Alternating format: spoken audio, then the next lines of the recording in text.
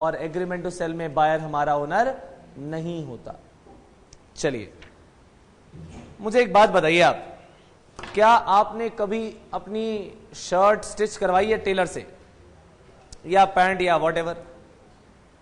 जब आप कभी ये शर्ट सिलवाने जाते हैं तो अपना जो क्लोथ है किसको दे आते हैं आप? टेलर को दे आते हैं। टेलर उस पर अपनी कारीगरी दिखाता है, उसकी शर्ट बनाता है और आपको दे देता है। ठीक बात है कि नहीं? और बनाने के पैसे ले लेता है। इस दौरान आपने अपनी चीज का, यानी क्या, कपड़ा, क्लोथ, इसका पोजेशन किसे दे दिया? टेलर को दे दिया। जब आप पोजेशन उसे दे रहे हैं तो इसका मतलब क्या हुआ? क्या इस क्लोथ का ओनर बन गया वो, या काम करने के बाद वो चीज वापस लौट आएगा? वापस लौट आएगा। इसका मतलब आपने जो पोजेशन ट्रांसफर किया वो टेम्परेरी पीरियड के लिए किया, एक पर्टिकुलर काम करने के लिए, एक पर्टिकुलर पर्पस के लिए दिया। शर्मा जी और वर्मा जी वाला एग्जाम्पल याद है,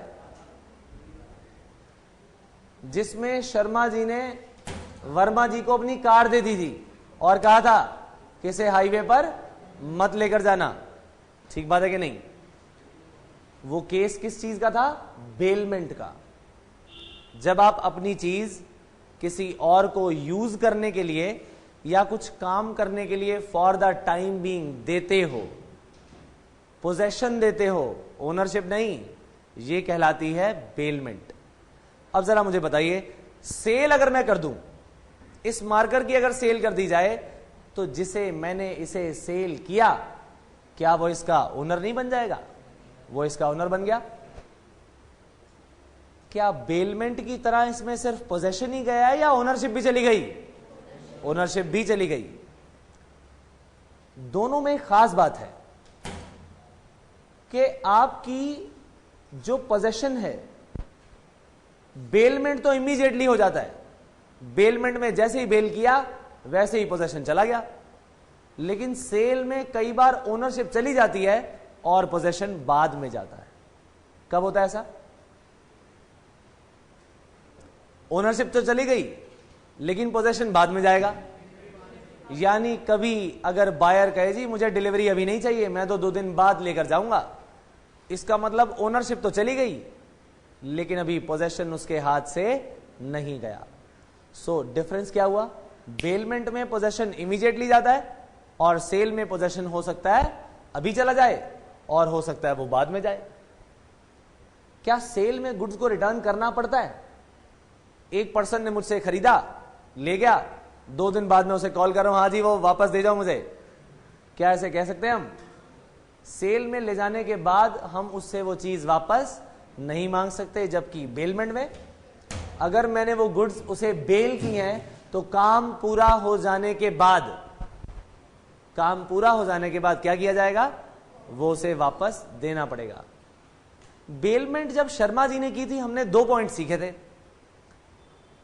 हो सकता है बेलमेंट में शर्मा जी उससे कुछ पैसा मांग ले कि जी 1000 रुपए लगेंगे एक दिन के, कार तो दे दूंगा, और या फिर उसे फ्री में दे दे। यानी बेलमेंट ग्रेचुटस भी हो सकती है और नॉन ग्रेचुटस भी हो सकती है। क्या सेल कभी फ्री में होती है? इसका मतलब सेल हमेशा और हमेशा प्राइस को कंटेन करती है, जबकि बेलमेंट में कुछ प्राइस हो भी सकता है और नहीं भी हो सकता। राइट और रॉन्ग? आइए जरा सेल और बेलमेंट के बारे में पढ़ें। Distinction between sale and bailment. A bailment is a transaction under which goods are delivered by one person. Deliver करने वाला पर्सन कहलाता क्या है? बेलर। और जिसको ये ट्रांसफर की जाती है वो कौन कहलाता है? बेली। टू अनदर, यानी bailee, for some purpose upon a contract that they be returned or disposed of. Underline करिए, they be returned or disposed of as directed after the purpose is accomplished. यानी शर्मा जी ने वर्मा जी को क्या बोला था कि आप अपनी वाइफ को घुमाने तो ले जा रहे हो लेकिन शाम तक ये गाड़ी वापस दे देना। ठीक बात है कि नहीं?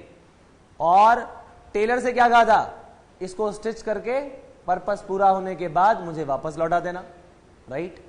आइए डिफरेंस पढ़ें। सेल में दो पार्टीज हैं, कौन कौन सी, बायर और सेलर। बेलमेंट में कौन है, बेलर और bailee. Transfer of ownership, sale में the ownership of goods is transferred from the seller to the buyer.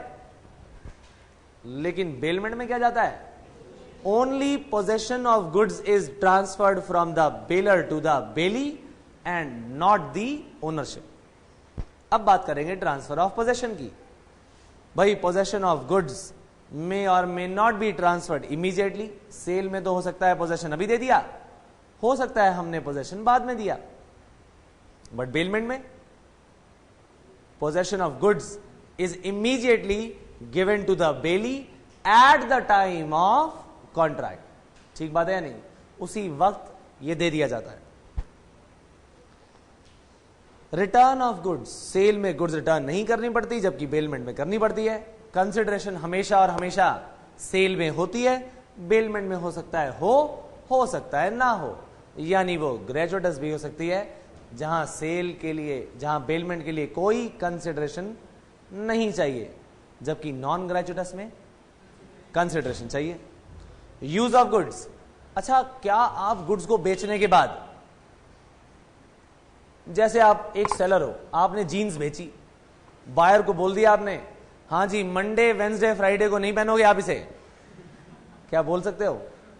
Cell करने के बाद भाई ओनर की मर्जी है, जैसे मर्जी उसे यूज करे।